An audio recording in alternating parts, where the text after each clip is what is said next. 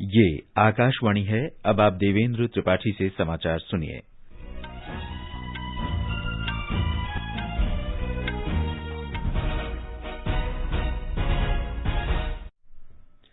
Covid मरीजों की संख्या फिर से बढ़ रही है। श्रोताओं से अपील है कि कोई भी कोताही न बरतें। सुरक्षा के सभी उपायों का पालन करें और 45 वर्ष से अधिक आयु के सभी लोग निसंकोच टीका लगवाएं।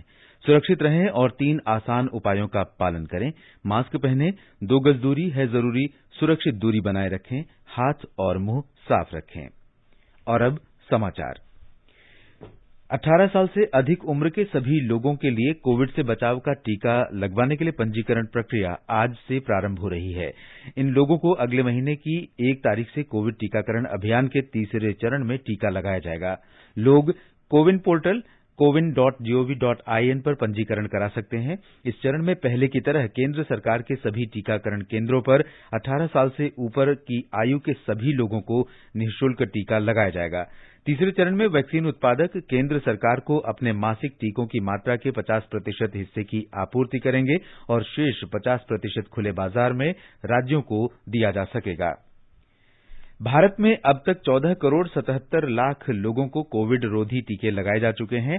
इनमें से 93 लाख 47 हजार स्वास्थ्यकर्मी शामिल हैं, जिन्हें वैक्सीन की पहली डोज और 61 लाख स्वास्थ्यकर्मियों को दूसरी डोज भी लग चुकी है। 1 करोड़ 22 लाख से अधिक अग्रिम पंक्ति के कार्यकर्ताओं ने पहली डोज और 65 लाख से अधिक ने दूसरी डोज ले ली है।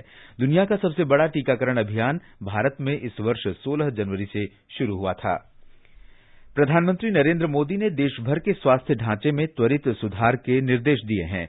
कल उन्होंने उच्च अधिकारियों के साथ एक बैठक में देश में कोरोना की स्थिति की समीक्षा की और ऑक्सीजन, दवाओं तथा अन्य स्वास्थ्य सुविधाओं की जानकारी ली। ऑक्सीजन उपलब्धता बढ़ाने के प्रयासों की जानकारी देते हुए प्रधानमंत्री को बताया गया कि राज्यों के लिए ऑक्सीजन आपूर्ति बढ़ाई गई है। बैठक में जानकारी दी गई कि पिछले 8 महीनों में देश में तरल चिकित्सा ऑक्सीजन का दैनिक उत्पादन 5,700 टन से बढ़ाकर 8,922 टन किया गया है।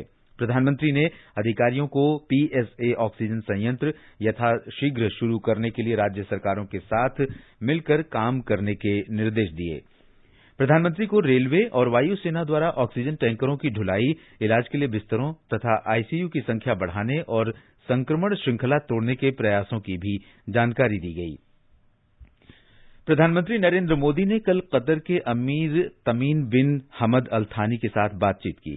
श्री मोदी ने कोविड के खिलाफ भारत की लड़ाई में कतर के सहयोग की पेशकश के लिए उनका धन्यवाद दिया। केंद्र ने अब तक राज्यों और केंद्र शासित प्रदेशों को कोविड वैक्सीन की 15 करोड़ से अधिक डोज निःशुल्क प्रदान की है। केंद्रीय स्वास्थ्य मंत्रालय ने कहा है कि राज्यों और केंद्र शासित प्रदेशों के पास अभी 1 करोड़ से अधिक वैक्सीन उपलब्ध हैं। मंत्रालय ने कहा कि अगले 3 दिन में राज्यों और केंद्र शासित प्रदेशों को 80 लाख से अधिक अतिरिक्त वैक्सीन उपलब्ध कराए जाएंगे। स्वास्थ्य मंत्रालय ने कहा कि हाल ही में मीडिया की खबरों में कुछ सरकारी अधिकारियों के हवाले से खबर दी गई थी कि महाराष्ट्र प्रशासन ने कहा है कि राज्य में टीके समाप्त हो गए हैं और इससे टीकाकरण अभियान पर विपरीत असर पड़ रहा है। मंत्रालय ने स्पष्ट किया कि महाराष्ट्र को अब तक 1 करोड़ 58 लाख से अधिक टीके दिए जा चुके हैं। इसमें से बर्बादी सहित 1 करोड़ 49 लाख टीकों की खपत राज्य में हुई है। राज्य प्रशासन के पास अभी 9 लाख 23 हजार डोज शेष हैं। इसके अलावा अगले 3 दिनों में 3 लाख वैक्सीन डोज वितरित किए जाएंगे। उत्तर प्रदेश सरकार ने प्रशासनिक अधिकारियों को बिस्तर आवंटन और मरीजों को अस्पताल से छुट्टी देने की व्यवस्था को प्रभावी ढंग से लागू करने का निर्देश दिया है। मुख्यमंत्री योगी आदित्यनाथ ने वरिष्ठ अधिकारियों से कहा कि जरूरतमंद कोविड रोगियों को बिस्तर, ऑक्सीजन और दवाओं की उपलब्धता सुनिश्चित करें। हमारे संवाददाता ने बताया कि यदि निर्देशों का सही ढंग से पालन नहीं किया जाता है तो संबंधित जिला मजिस्ट्रेट और मुख्य चिकित्सा अधिकारी को जिम्मेदार ठहराया जाएगा। राज्य सरकार ने कहा है कि प्रदेश में ऑक्सीजन की आपूर्ति हर दिन बेहतर होती जा रही है और टैंकरों की संख्या भी बढ़ी है। 64 ऑक्सीजन टैंकर इसी काम में लगाए गए हैं। इसके अलावा 20 टैंकर विभिन्न जिलों में सीधे अस्पतालों को आपूर्ति कर रहे हैं। केंद्र सरकार से भी 8 नए टैंकर मिल रहे हैं। मुख्यमंत्री योगी आदित्यनाथ ने कहा कि आगरा, मथुरा और अलीगढ़ क्षेत्रों में ऑक्सीजन के प्रभावी इंतजाम किए जाने की जरूरत है और इस दिशा में तत्काल कार्रवाई कराई जाए। उन्होंने कहा कि सभी जिलों में 2-2 सीएचसी को कोविड मरीजों के लिए तय किया जाए।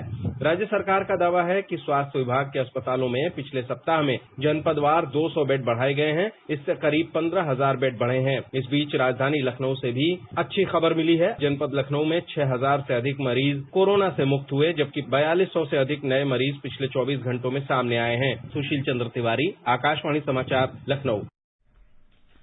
जम्मू कश्मीर में कोरोना संक्रमण लगातार बढ़ रहा है। 20 जिलों में से श्रीनगर में संक्रमण सबसे अधिक है। उपायुक्त मोहम्मद एजाज असद ने कल श्रीनगर में विभिन्न कोविड देखभाल केंद्रों का दौरा किया और रोगियों के लिए की गई व्यवस्था का जायजा लिया। उन्होंने संबंधित अधिकारियों को चिकित्सा ऑक्सीजन, आवश्यक दवाएं और अन्य जरूरी चीजों की पर्याप्त आपूर्ति बनाए रखने के निर्देश दिए। हमारे श्रीनगर संवाददाता की एक रिपोर्ट।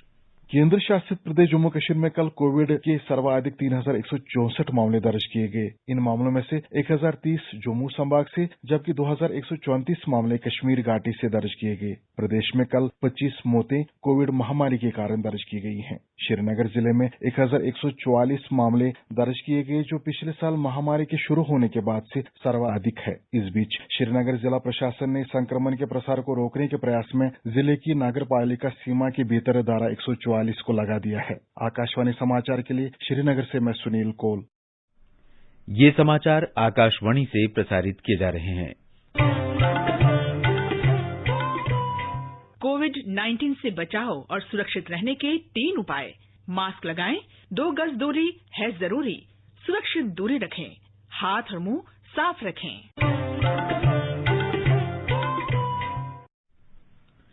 नागरिक उड्डयन मंत्री हरदीप सिंह पुरी ने कहा है कि एयर इंडिया के विमान विभिन्न देशों से फिलिप्स के 10,636 ऑक्सीजन कंसंट्रेटर्स देश में लेकर आएंगे।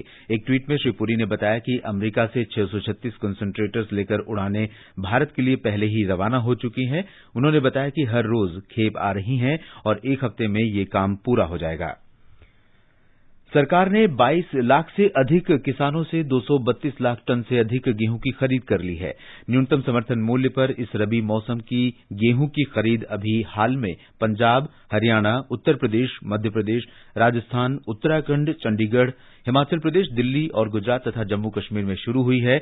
उपभोक्ता कार्य मंत्रालय ने बताया कि चालू खरीफ मौसम की धान की खरीद सुचारू रूप से जारी है। अब तक 710 लाख टन से अधिक धान की खरीद हो चुकी है, जबकि पिछले वर्ष 646 लाख टन की खरीद हुई थी। कोविड-19 की चुनौतियों के बावजूद 2020-21 में भारत के जैविक खाद्य उत्पादों के निर्यात में मूल्य की दृष्टि से 50% से अधिक की बढ़ोतरी हुई है।